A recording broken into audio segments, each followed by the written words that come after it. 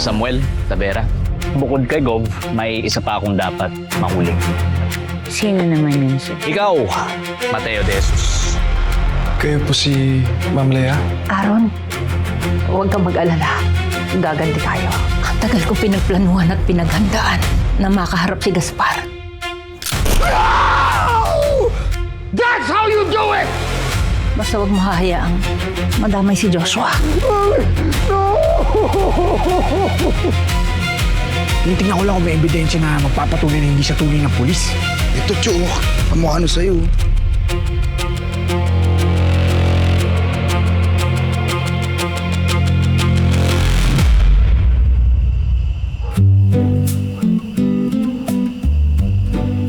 Sister, gising na siya.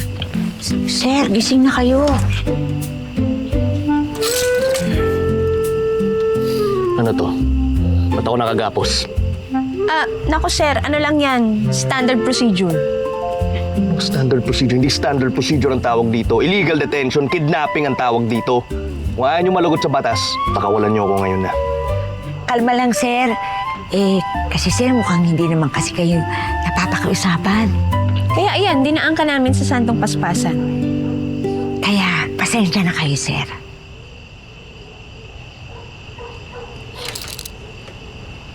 Sister, wanted si Mateo. Kriminal siya.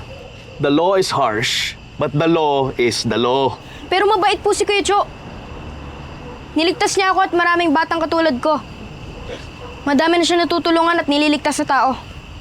Kahit si Mayor David. Oh, Mayor na yun ah. Gusto mo isumbong ka namin kay Mayor. Mas mataas sa'yo yun. O, sir, narinig niyo yung sinabi ng bata, ah. O, nakagawa nga ng krimen si Mateo. Pero hindi niyo pa naiisip na nakagawa siya ng krimen hindi dahil ginusto niya, kundi napuwersa siya. Actively nag-participate si Mateo sa organized crimes at syndicates. Tataka nga ako kung ba't hinayaan to ni Martin eh. Kasi nga, sir, nakikipag-cooperate si Mateo para ang mahuli ang mas malaking kriminal. Again, sister, uulitin ko. The law is harsh, but the law is the law. Sir, alam ko may pagkakamali si Mateo. Pero sa loob na isa siyang mabuting ama, asawa, at lalaking gustong itama ang pagkakamali. Eh di parang sinabi mo na rin na lahat ng tao sa mundo may alabay gumawa ng kalokohan kasi ang dali lang pala makatakas at hindi na kailangan managot. Meron siya nito eh. Kaya pala smooth yung skin niya. Kay Ruth to eh. Ha? Bakit na sa kanya? Oo nga no. Oo nga no. Kung si Mateo ay tumutulong para sa hustisya, kagaya niya yung tumulong siya sa pagkuha ng confession ni Gaspar, na halos ibuwis niya yung buhay niya, hindi ba yan sapat para hindi siya makulong? Linabag pa rin niya ang batas. Eh, Sa korte na lang siya magpaliwanag. sir, konting pang-unawa lang naman ang hinihingi namin. Pag merong mga malalaking tao, hindi nyo agad hinuhuli. Pero pag kaming maliliit, ganyan yung trato nyo sa amin. Sister, Ayan! Kagaya ni Gaspar. Ang tagal-tagal ng politiko, ang tagal ng kriminal. Pero ngayon nyo lang hinuhuli. Oo nga. Sir, baka naman pwedeng mapagbigyan niyo si Mateo.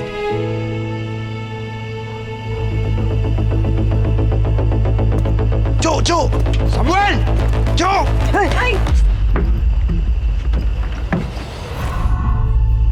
Kwintas to ng asawa ko. Bakit nasa'yo? Sumagot ka! Tao ka ba ni Gaspar?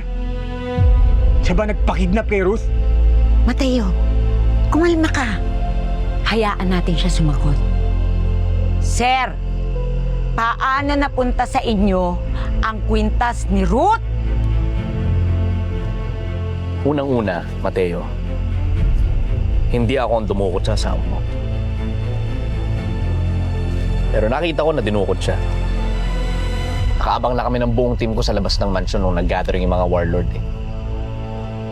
Siyempre, naninigurado kami Makukuha namin yung USB at yung mga audio files ni Gaspar. Pero nung nagkagulo na, nagbarila na, ayun, nakita ko, dinukot niyang asawa mo. Pero syempre, bilang pulis, hindi naman ako papayag na may sibilyang mapahamak dito sa operasyon namin. Di sinundan ko. Unfortunately, naabutan ko na lang nung napanggana yung van na sinasakyan ng asawa ko. Nag-crash siya sa Ruth. Nasaan siya?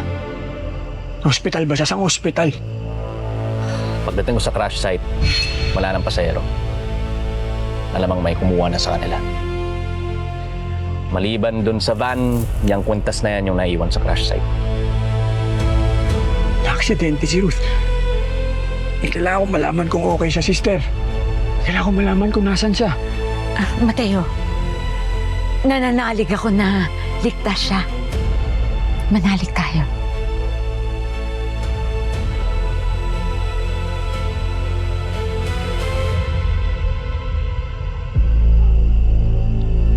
May lead ako. Na-trace namin yung plate number ng van ukot sa asawa. Ano? Nirvana Wellness Spa. Sino sila? Bakit nila kinuha si Ruth? Anong motibo? Hindi ko pa alam. Pero ito sigurado ako. Hindi hawak ni Gaspar ang asawa mo.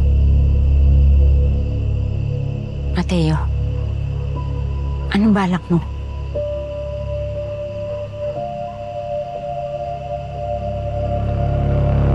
Bigyan mo ako ng konting panahon para malaman ko kung ano nangyari kay Ruth. At pag nakita ko siya,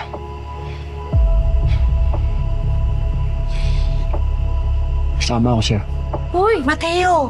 So, Ano ka ba? Sinasabi Ano ko. ka? Wag! Wag! Parang awa mo, wag!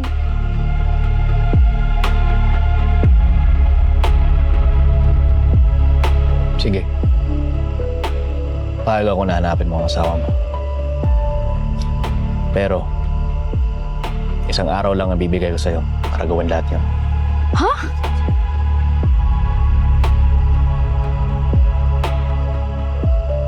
It's my final offer. Tanggapin mo, hindi. Sige. Isang araw.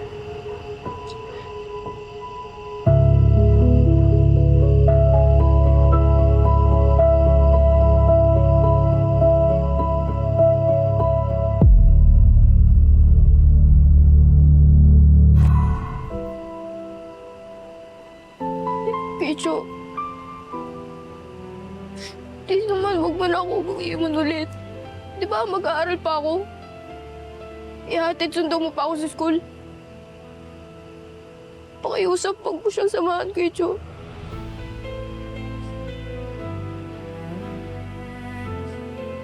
Sensya ka na, Pepe. Dami lang kasi nangyari. Tuloy mo pa rin yung pag-aaral mo. Nandiyan naman sila sister eh. Mateo, magmuni-muni ka muna. Huwag kang padalos-dalos ng desisyon. Pero sa totoo lang, natatakot ako eh. Natatakot ako na pag nagkita kami ni Ruth, nakita niya akong buhay. Hindi ko na alam kung anong mukhang ihaharap ko sa kanya. Sa dami ng kasinungalingan na ginawa ko sa kanya, hindi ko alam kung ano pang mararamdaman niya. Ano, magiging masaya ba siya dahil boy ako, magagalit siya.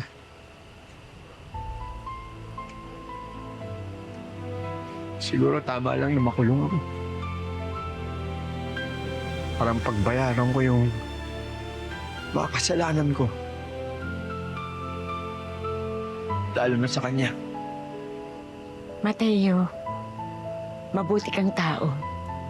Itong lahat ng ginagawa mo, hindi to utang mo sa Diyos na dapat mong bayaran. Mission mo ito.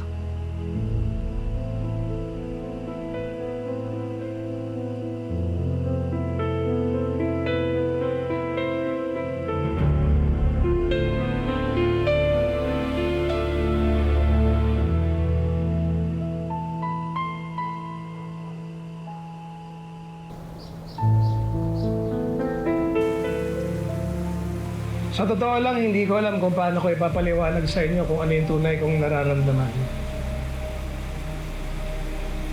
Ilan ba sa inyo ang naranasan niyang ilibing ang sarili niyang ina? Ang 2 beses.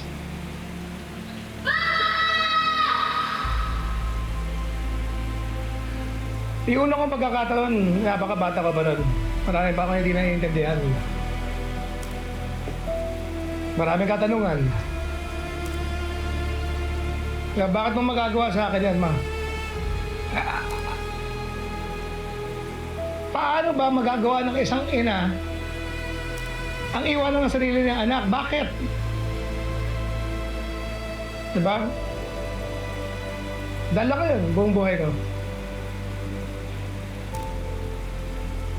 Hanggat sa nung makaharap ko siya. Nakita ko nanay ko, buhay. Humihinga.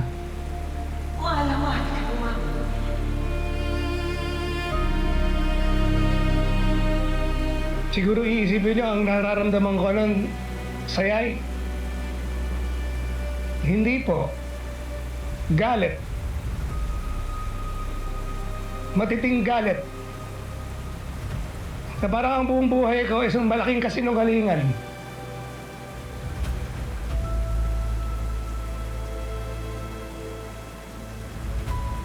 Hanggat sa nakita kong barilin yung sarili kong ama, ang aking ina,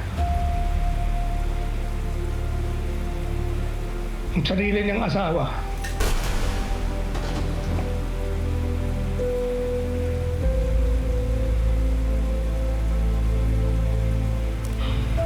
naintindihan ko na, ma, lahat ng pinagdaanan mo, kung bakit mo ako iniwan ng ganon, naiintindihan ko na it's okay, ma. Okay na ako. Nasagot mo na lahat ng mga katanungan ko.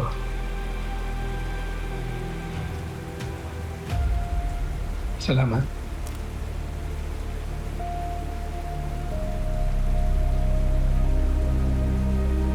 Ngayon alam ko na kung anong gagawin ko. Ipagpapatuloy ko ang laban ng aking ina. Sisiguraduhin ko na pagbabayaran ni Gaspar Mireles ang lahat ng mga kasalanan niya. Pagbabayaran niya ang pagbaril niya sa aking ina. I love you, ma.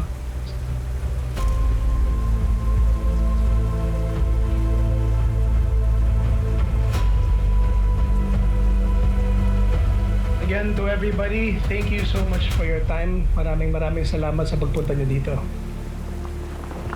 May update na po ba tayo sa katotohanan ng shootout ng pamilya ninyo at away politika po ba ito? Nasaan po si God Mireles sa lahat ng ito?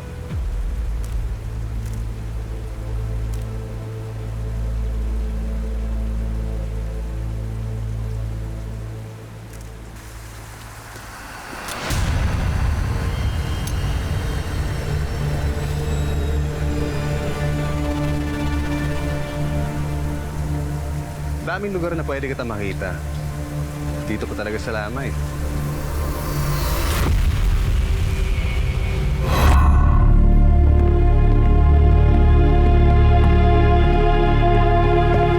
Anong laro na naman to, Joshua? No games. You can relax. Wala akong balak pumatay ngayong araw. Magkakantuhan lang tayo. Anong pag-uusapan natin? My mother. Gusto ko malaman ang lahat tungkol sa kanya.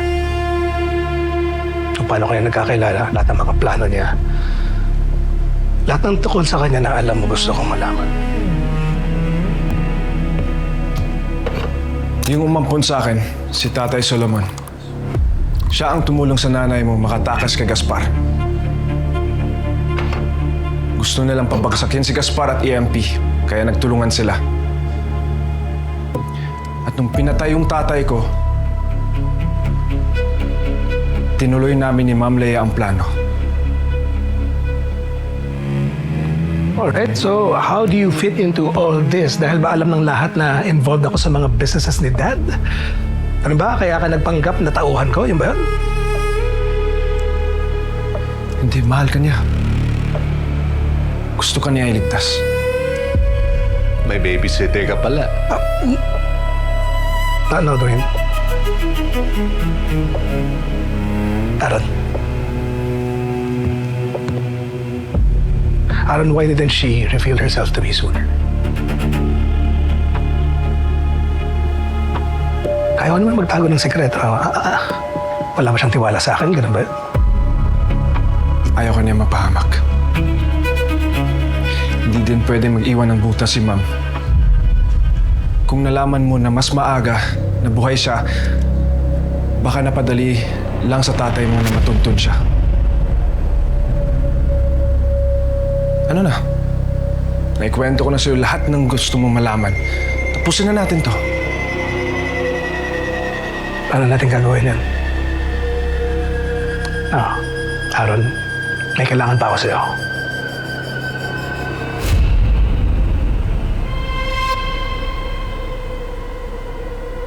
Kung matagal nang pinaplanin ni Mami papagsakin si Dad at si MP, nasa ng ebidensya? Bakit gusto mo makuha yung may ebidensya? Anong binabalak mo? She's my mother. Matagal na siya nawala sa buhay ko. I think I deserve to know everything.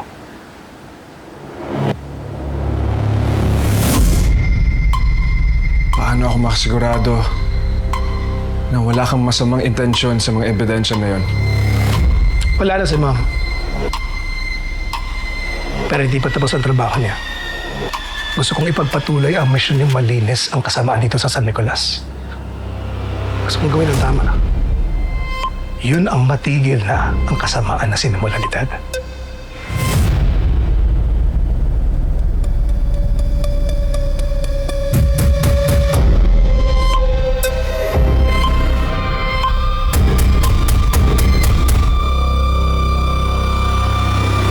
Bago naisip ko, hindi na kita kailangan. Sandali.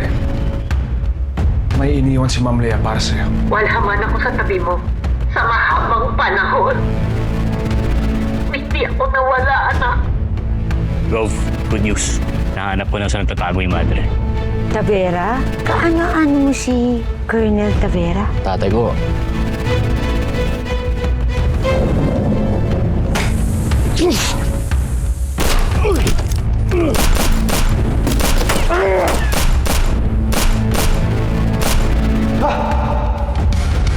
Hello mga kapatid, this is JM De Guzman of My Best Friend Eman. Gusto mo pa malaman na next na mangyayari?